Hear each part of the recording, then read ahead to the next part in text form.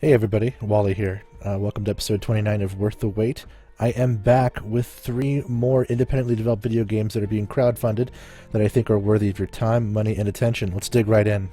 Coming in strong at number 1 position is The Great Whale Road by Sunburn Games. Do you like Vikings? Do you like turn-based combat? Do you like card play in your combat? This might be the game for you. It's aesthetically very reminiscent of the Banner Saga, but I believe this has just a little bit more strategic, tactical focus than that. There's a little bit more going on under the hood, and also there's the same thing you become familiar with in terms of RPGs. There's decision-based narrative drive. Do you want to be a hero? Do you want to be a villain?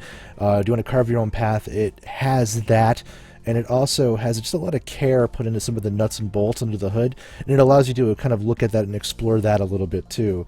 It ticks a lot of boxes that aren't normally all ticked at the same time, plus I just love the historic setting. So it has about 2 weeks left on the Kickstarter. It could really use a push. Give it a look. It's definitely something that I think is different than what we typically get, so I'll always encourage that. Coming in at number 2 from Prelude Games Factory is Dogma Eternal Darkness, and full disclosure, I was a huge World of Darkness fan back in the day. In terms of my choice of role-playing games, I love vampires, werewolves, and that whole dark mystique universe, that kind of post-modern noir-esque interplay of role-playing and combat and mystery. And this really captures that. The IP for a vampire-based MMO has been kicked around for a while, but I just don't think they're doing a good enough job. And this company seems to be really putting a lot of heart into that idea. It's a one server, decision-based, affects the world. Everything you do affects the world of other players. The specter of death also haunts your decision-making process.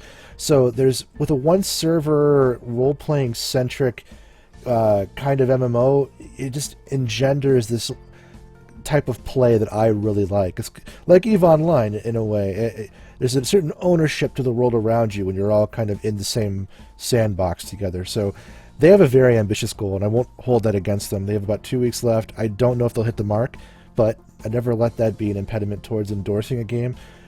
So check it out, see what you think. Hopefully they'll make it. If they don't, I'm sure they'll be back, because they're putting a lot of customization and care into this particular title. My third and final game for this episode is The Last Shore from Popo Games. It features a female protagonist in an almost wordless narrative adventure where she has to journey across islands in a vast ocean to collect artifacts, solve puzzles, and defeat monsters to save her family as well as her planet. And I love atmospheric adventures that kind of tell themselves through doing and the telling rather than just explaining it to you. So it has a few days left. Check it out. It looks great. Well, that's a wrap for episode 29 of Worth the Wait. As you can see, we're using a slightly shorter format so we can cover more games more quickly and give you time to decide about what is worthy of your time and money. If you're a developer and you want to learn a bit more about what I can do to help you get more exposure, reach out to me. Maybe we can do an interview or something. But otherwise, for everyone else out there, have a great week, and I'll see you in another week or so for another episode of Worth the Wait. Thanks.